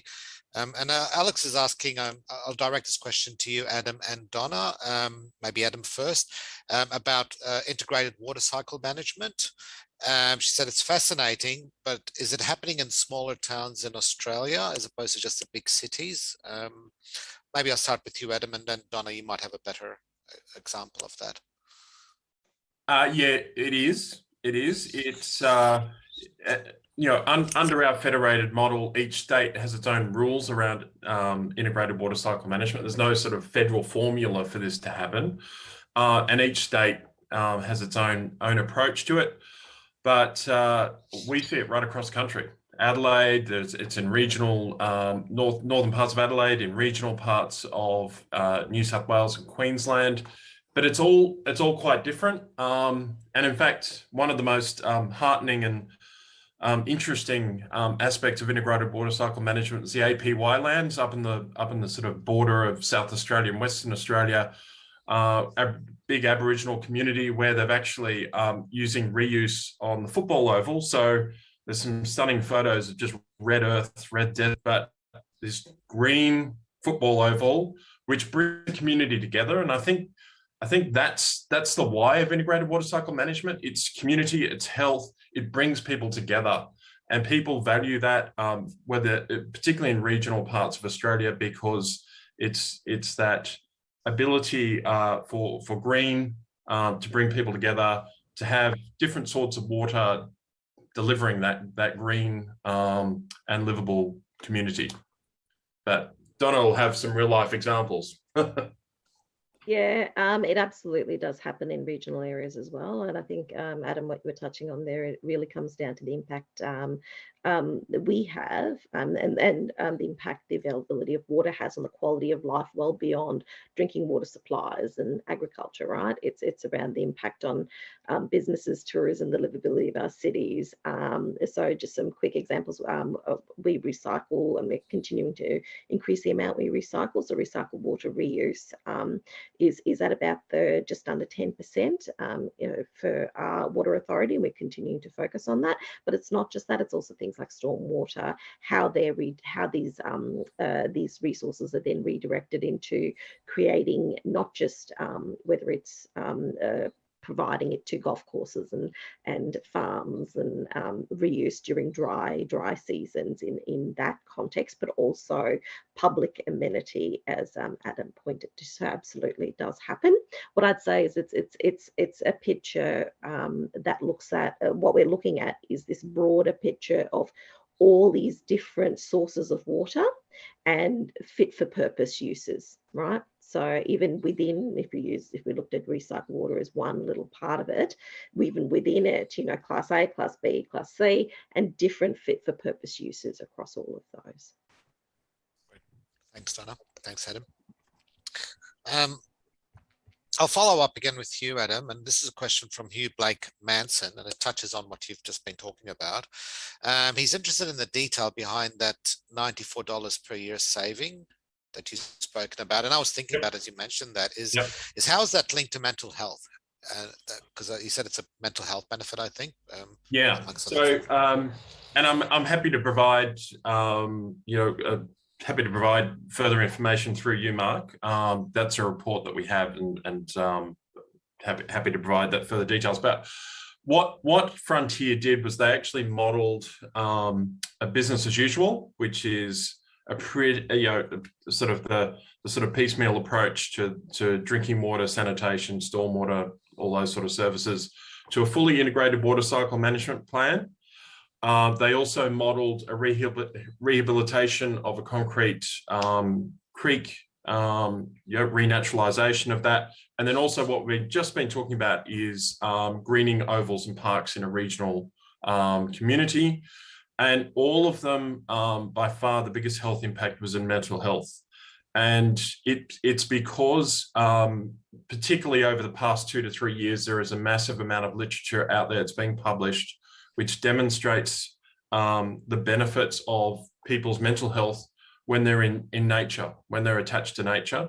And there's well-known cases, for instance, in New York hospitals where they actually put up on the TV screens, if they're not on, they actually put up forests. That's the image, and it's just a general approach to mental health. It's demonstrable, and there's plenty of literature out there to support it. But the key theme is mental health is improved through people's attachment to nature, being in nature, and being connected to people as well. And water is a great connector. And so, there's so many examples even down in Melbourne, greening the pipeline, greening the West, where it's actually about connecting people with water in a green space. But I'm happy to provide further details. Yeah, and I will share that with everybody when we get that from Adam. The first few questions are all at you, Adam, so I'll keep the pressure on you for now. From Anna Kerno. Can you cover the process for producing the strategy, please? What process of engagement, etc.? So how do you develop a water? The strategy, what's the process? Our strategy. So this has been an ongoing strategy that we've sort of not made it up out of the blue. We've had ongoing strategies for the past decade, but every 2 or 3 years we update it. And the first port of call is to go to all of the members. And in fact, I didn't highlight that we do have some private sector members, the GHDs of the world, the ACOMs of the world, also our members, plus some government departments are our members as well. We go out to all of them and actually we workshop, what are the big picture outcomes that we're trying to achieve as an industry, which is common across whatever utility that you're part of. And then we further refine that through board processes, through board committee processes, through network processes. So it's a constant sort of check-in process amongst all of the members. And I think one of the key things that we've done, which I'm really proud of in the past, is that we've been doing that study of 9,000 customers and community members across Australia and New Zealand since 2015. And we're really anchor the work that we do with our strategy with customer views. So it's not just the industry sort of making up what it'd like to do. It's really anchored in what the services, community, and let's face it, full paying customers. It's particularly for metropolitan areas in Australia, you're paying full freight for your water and sanitation services. And it's one of the only essential services where there's no government transfers.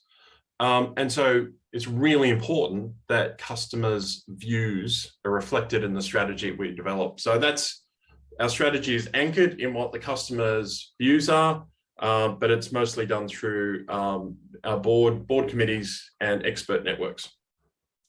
Thanks. I'll give you a bit of a break and jump to Donna. I've got more questions though for you, Adam. Can you talk, Donna, can you please just tell us a little bit about the role of traditional owners in managing a water resource? Certainly. First, I think I said it in my presentation, I'd suggest New Zealand is far, far ahead of us in this space, and we can learn from you. In terms of, I'll start from a whole of government perspective in Victoria. So we are working towards, for the Victorian government, we're working towards a treaty. So we're in a treaty process. As part of that, there is a truth telling. So the Europe Justice Commission has been established, building on, First Peoples have been calling for a truth telling process for a long time. So that's begun as part of moving towards treaty making, right? Within the water sector, and I mentioned the Sustainable Water Strategy. It was the first time the government partnered with traditional owners in the development of a strategy for the water sector. But in terms of the water sector itself, our department, DELP, has created the Aboriginal Water Program, which aims to better include Aboriginal people in the way water is managed in Victoria. And then it's looking to, well, reconnect communities to water for cultural, economic and spiritual purposes, but also remember historically when dams were built, when creeks were piped and redirected, there were no conversations with traditional owners, no engagement, anything at all. And this program is just one step in the direction that we want to go. It's funded, it has a priority focus on funding traditional owners, taking an active role in the management of water resources. It creates Aboriginal water officer roles that play a significant role. It has funded projects led by traditional owners and a very strong focus on better defining and documenting Aboriginal values around our waterways and catchments across a range of projects in their areas. So I'd say it's an evolving role and a maturing role. Great. Thanks, Donna. I'll jump to you, Kevin, and this is a question from Anna Kerno. She says, can you please tell us more about digital meters and the benefits you hinted at? Well, thanks, Anna, for asking the question. I'll go back a little bit in history because automatic meters have been around for a while and remote reading meters have been around for a while, but they're still pretty dumb. They just tell you the volume. And that's useful because in every high-rise building in Melbourne, you don't have people walking up and down stairs to read meters. They drive by and they collect that, or now of latter years, it's communication. So in 2012, I went to the board and suggested that we really do need to become a digital utility. And I explain that by that we need to talk to our customers digitally, we need to talk to our staff digitally, but we need to talk to our assets digitally. And if you could actually see that triangle, they could go all the way around, either way, either. We need to know what's happening. We've got the technology. NB-IoT was on the horizon back then. That's narrowband Internet of Things, which is usually run by your telecom companies. And this just opened up the box with what we could do with devices, and at a reasonable price as well. So we said, if we go down the digital metering path, previously referred to as smart meter, but politically that was rather sensitive, so we called them digital meters. And I can remember having a discussion with the minister at the time, trying to explain that I actually want to do a trial of these meters. And in the end, he agreed to that. And we did 300 homes in Frankston. And on those homes, we found two households that had massive leakage. And they would have got a $2,000 water bill. And it was a low income area. There was no way they could have paid that bill. And we explained to the lady, and actually we took video underneath of the house. It's a sandy environment. The water was getting away. She had no idea, elderly lady by herself. Of course, we could fix it that day, but we only found that because we were getting daily readings coming back that actually showed it. So that was a successful program, and we started to then think about, let's go to the market and get digital meter quotations.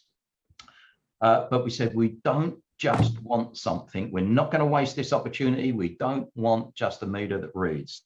What we want is something with a battery life to 10 to 15 years. We want to get pressure sensors as well. If we have a pressure sensor inside a meter and you have 5 homes and the pressure is recorded as dropping instantaneously at 5 homes, we have a burst. So the system can wake up and say, you've got an event happening here before the public actually know about it. It could happen in the middle of the night before there's any consequential damage, because the costs associated with repairing bursts, the actual pipe is minor compared to the consequential damage that it usually does around it, which is undermining the road, blowing the curbs apart, flooding homes. So you want to know the time it happens. So we said we want that functionality. We want electronic backflow as well. We want meters to have no moving parts. They have to be ultrasonic or mag flow. And they needed to be plastic, because we had people stealing meters for the brass, where meters were disappearing everywhere. So we said, well, this is just not going to be worth anything if they're plastic. So we had quite a bit of a criteria, and with the backflow, there's a mechanical backflow device on meters, but from a safety point of view, we want to know if there's any backflow going out if that meter fails, that flow check valve fails. And it'll wake up and say, yep, I'm going backwards. That's not a good thing. You can go out there and fix it. The other thing was water theft. We found a lot of people that used to remove the meter after the meter reader's been, they know the times, and then just put a straight piece of pipe in there. This would actually detect that the meter's gone dry. And actually, because it's still transmitting in somebody's hand, or if it's in the garage, it'll send us a message and say this is meter. So there was that. However, the biggest thing, I think, and I actually said to the engineers, look, I'd really like to listen for leaks. And they kind of frowned and looked at me and said, yeah, okay, but really, if we go down the vibration path, of course, noise is vibration. If we actually put vibration sensors in, that would be able to give us that functionality. And to be honest, there was no meter manufacturer out there at all that provided that functionality. So we started to design something ourselves, and we ended up working with the metering industry, because we don't just want one particular meter to provide that functionality. It needs to come from everybody, just from a competitive point of view. But those meters are now built. they're actually out there being installed. And I know there's a, you can actually search YouTube for them. You can, where they've put them on, they've actually found leaks in the network, because if you imagine having a row of houses, number 2, number 4, and number 6, that have got these meters in, and if you have a noise, everything has an acoustic signature. Depends on size, but there will be an acoustic signature. And if number 2 can hear it, but number 4 can hear it a little bit louder, and number 6 says, yeah, I've got half of it, well, we know where it is. We can dig down and expose the leak. Now, you know, water companies typically, I'm presuming it's still around about the same, have water losses at around about 10 to 15% in that vicinity. It should be 4 or 5%. And that the way to get there is actually have real-time acoustic signature coming from the network, that if a leak appears, it could be running for 20 years, this leak, sometimes a pinhole, but it will have an acoustic signature. So this is where they're going to actually mature these meters over the next year or two. And I think it will be no brainer financially to put these on the networks throughout, because I think it will pay dividends. And so, you know, if you can save 5–10% of water, that's a great outcome. And I know in New Zealand, some towns have a larger leakage, so the business case will stand up much better. Also, the customer benefits. I'm a reciprocant of a file, a PDF, every 3 months. I have no intelligence about what's happening. I say water bill's high, don't know how, don't know why. But it would also, if you know, granddad's left the water sprinkler on, it can actually notify the customer that your meter hasn't actually stopped spinning for 24 hours. And you don't get any of these bill shocks. So you've left the garden hose on, or you've got a leak. The system will actually tell you, and you have an app, and you can actually see every day. It wakes up at midnight and actually transmits the information. There's 48 reads, so every half hour, and you'll be able to get a profile throughout the day of your usage, and it's useful. Once you've got that information, you might say to the teenage kids, they might not want to spend 30 minutes in the shower. You can actually have some conversations that are meaningful and look about perhaps using the water tank rather than just sprinkling. So there's ways that it helps with water immensely. So that's just some of the benefits of digital water metering. Great, thanks. Just there's a quick follow-up and just a quick response. Was there any community concerns raised by the community regarding the privacy? No, well, we haven't. Look, there will be, obviously, occasionally, but out of the 300, we were surprised not one actually said no. They all agreed to have it. And remember, we've been getting data from, I don't know, 50,000 customers anyway through digital reads for a while.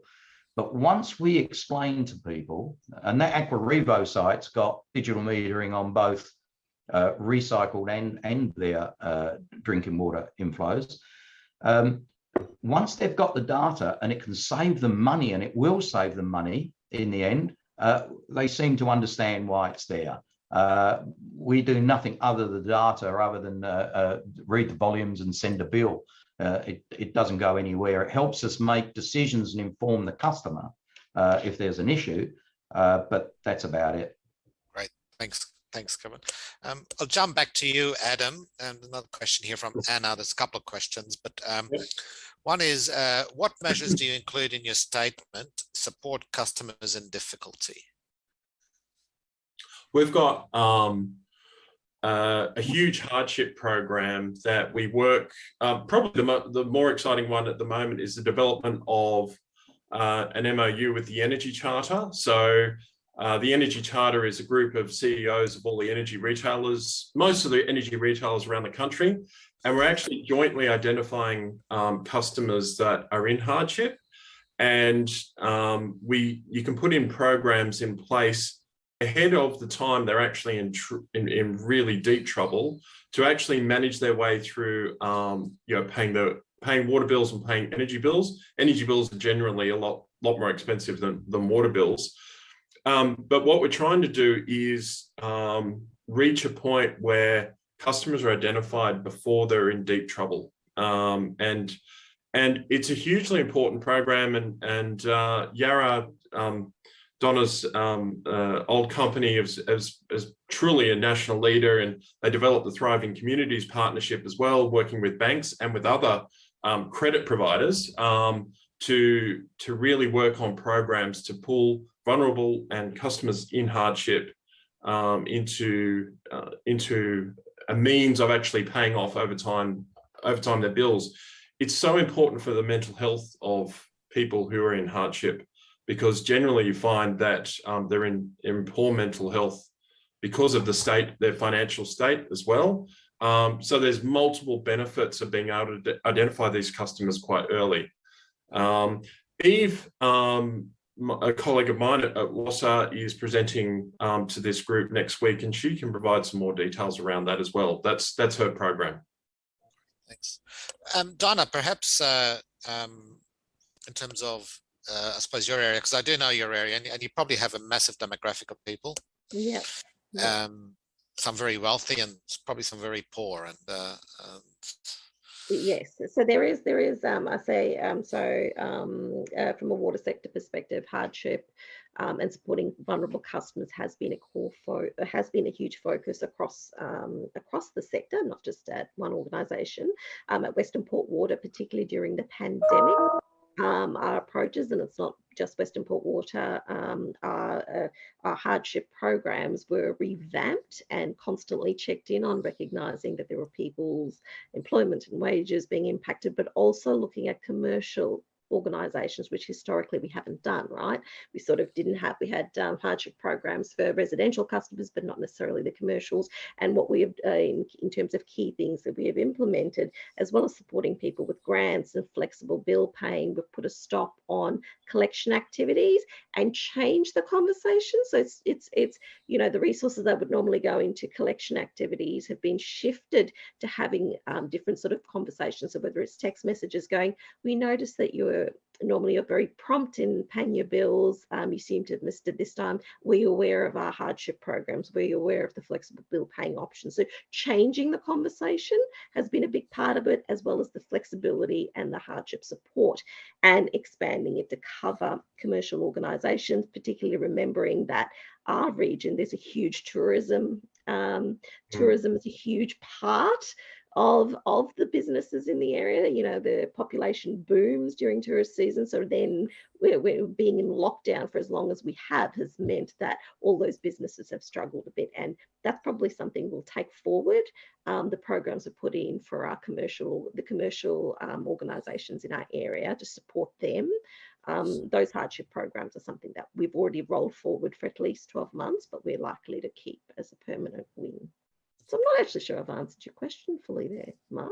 So, well, I think you answered it in a different way, because again, this I suppose this session is all about the future, and there's an element of how we're dealing with our customers and how we're dealing with people. And you know, we've just gone through a unique experience. We're still going through COVID, and it's affected us in many different ways, and it'll factor in your future planning, I'm sure, you know, how you approach this. Absolutely. So, and look, tomorrow we've got a seminar. Tomorrow's webinar is about risk mitigation, climate change, and stormwater. And there's been an element of that in terms of, you know, we always learn from our past, and maybe we can start predicting our future a little bit and put in strategies and things to help us deal with the future, rather than waiting for something to happen and then we put in, you know, a process or a policy around that. I might, we haven't had a question I haven't put a question to Richard yet, and I'll do this. Richard, I've heard you talk about this subject a couple of times now, and you always blow me away because it's so broad and so big. Where do you start with a matter utility? You know, if I'm, and maybe this is advice for the people here, you know, if you're about to start, you're going to be working on setting up a new utility and all that, where do you begin? Oh, tough question, Mark. Yeah, just in a few minutes. It's just like, I guess you start where you want to end. And it's really what you want to do. It's always the way we've done these sort of projects in the past, and going through and capturing sort of the end uses of what people want to achieve and the outcomes, and then starting to go through the sort of process. So it's really getting that dance between the end use and then the type of data that's required for it, and then the quality that that data needs to meet. And then the technology is the last part of it. And again, keep that technology open. So when we start thinking about that, there also we want to be looking at the policies, the processes, obviously the people aspects with the organization. There's the platform side of things. And then the other thing is about the public impact. And so I guess the other thing is if New Zealand wants to go ahead with the meta utilities, to start looking at an engagement cycle in the sense that let's get some very early wins, because as you're moving through this sort of thing, you've got to get these early wins. There's also other considerations. So for instance, starting to look at, I was talking to Rod Carr the other day and starting to look at sort of the climate change aspects and the reporting to that. And looking at, should you be introducing more demand side management? Are there opportunities to start looking at the permeability of particular property sites around the country and encouraging people to go for more permeable rather than concreting up to sections and things like that? And then from satellite data, we can actually get that data in sort of effectively on a daily update sort of basis. And similarly, we can start looking at sort of the heavy metals, the roofing materials and things like that. And so there's all sorts of different types of reporting that we can add to this sort of process. And start looking at sort of sensors with runoff and everything else like that. We can also start looking at trees and looking at their contribution in people's backyards to the carbon cycle. And then we get into this evapotranspiration. So there's a rich sort of data that we can be getting to, which can be sort of the next generation, but the immediate sort of things is really looking at the operations of a utility. How do we do today better utilizing this sort of technology? The other sort of things also is policy becomes very important as well. And again, sort of getting some of this policy-led processes. And particularly when we're looking at sort of things like the work breakdown structures. So when we're bringing in that fourth dimension, looking at the first, say, 4 tiers of a work breakdown structure that we can publish it into these models. And the other thing, and I know WAS has been busy with this, is looking at sort of the, an asset classification system that's common. And so throughout sort of pretty much all of Australia, they're going for the Uniclass, which is the UK one rather than the US Omniclass. Part of the reason we joke is the fact is that in Uniclass being UK, they can spell colour correctly, whereas the American ones spell it with C-O-L-O-R. Anyway, but Uniclass is updated regularly. And again, the water industry in the UK is very much in line with Uniclass. And again, you've just got these tables that keep adding to it and going forward. So if you can standardize on top of that, then you can start looking at with the NZTA, if they decide to do a motorway, what is the impact with that? And again, with the upgrading of all these storm systems with climate change and the collision detection thing, there's a lot of savings that can be made from doing all that. But anyway, coming back to your question again, is just really, it's a matter of just going through, looking at the current state, looking at the fit for purpose, putting this vision together, looking at the foundations of what that vision should be, and then sort of preparing sort of a strategic roadmap and recommendations for implementation to go forward from there. But this can be some very early wins. And again, the other benefit of it all is that this is about bringing efficiencies and savings. So typical savings on BIM, and again, you can't quote this everywhere, but roughly 1/3. So for every 3 things you spend on, you get the 4th one free, if you like. So there are some real savings from that. But again, it needs to be properly implemented. It needs to be culturally implemented as well about the people. Thanks, Richard. Maybe one day over a beer we'll debate the origin of the word dispelling colour, which is one's correct. Final question, and this is to you, Adam, and from Hugh Blake Manson. We talk about the circular economy, which appears to be very Eurocentric in its approach. I suppose, how are wider cultural values integrated to this framework? Oh, that's a really good question in terms of cultural values. We're at this point in time, our focus has been more around the physical and the technological aspects of the circular economy. Many would argue, and I think Donna did a fantastic job talking before about engaging with traditional owners who have actually managed this land for 60,000 years or so very well, and have got the ultimate view of managing circularity of the natural environment. And I think that's what we want to reflect in particularly one aspect about regeneration of the environment, of which we've done a great job over the past 200 years of taking backwards at a fast rate of knots. So regeneration and incorporating views of traditional owners will be a big aspect of how we actually take the circular economy forward. Certainly for at this point in time, we're looking at aspects of hydrogen production, aspects of food waste to energy,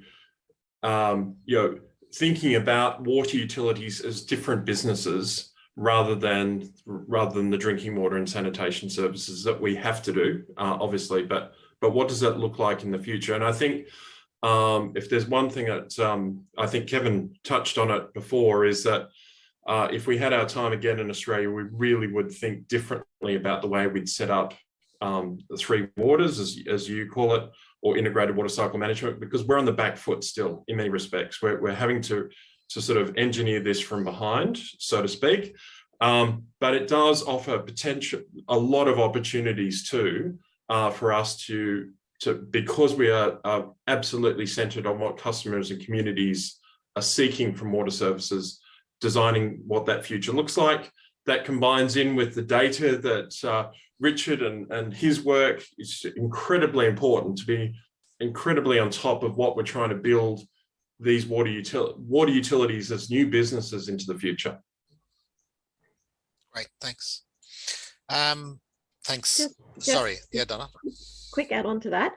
An example would be in the sustainable water strategy that has been developed. One of the key principles around that guide allocation of water to traditional owners in that strategy is around where there are arrangements that free up surface water. So if there's recycling or whatever else that's implemented that frees up surface water, traditional owners are to receive a share of that freed up water that comes up. So that's articulated in just as an example.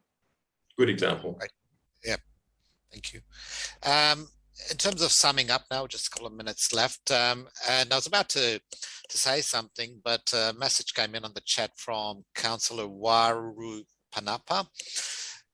And I think it's a great comment, and I'm going to just read it out because I think it really sums up today. Incredibly impressive presentation.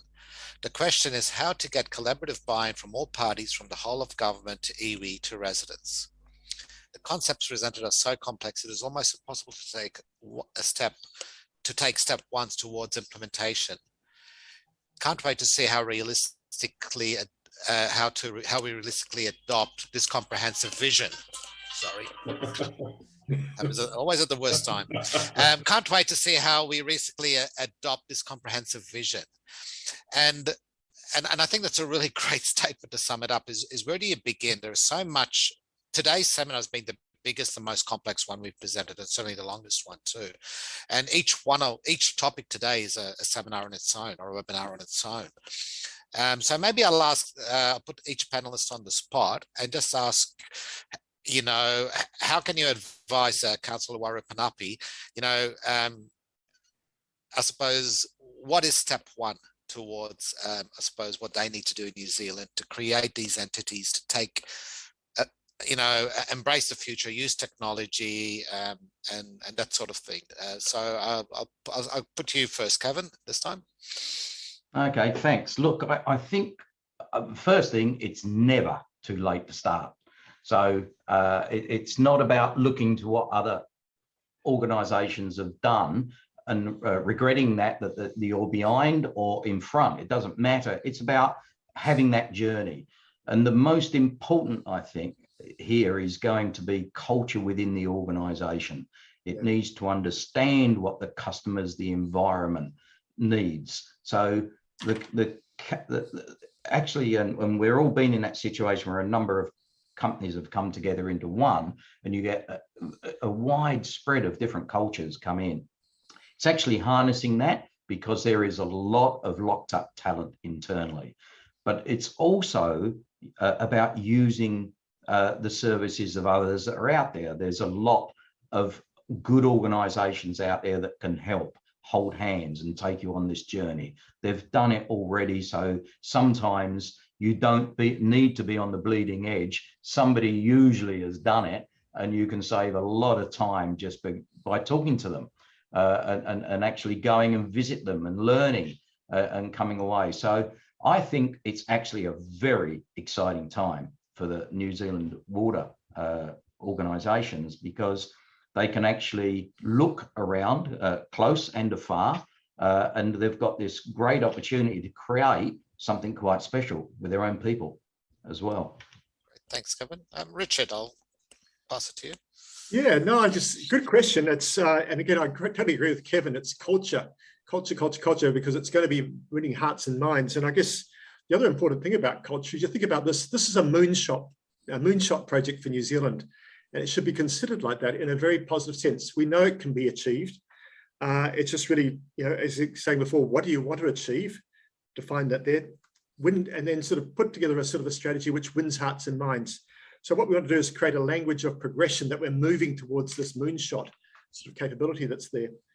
And then I guess part of that is then this is why you can then start introducing things like more demand side management and more scientific evidence. I mean, the fact that we've had sort of the COVID sort of situation that we've all been through in a sense, I think COVID is starting to make people realize the importance of science over sort of political philosophy in terms of what's going to get us going forward to have a much more livable country, a much more sustainable country, and also a much more successful nation that can be built upon a knowledge economy. This is so critical for New Zealand at this time. It's never been more critical.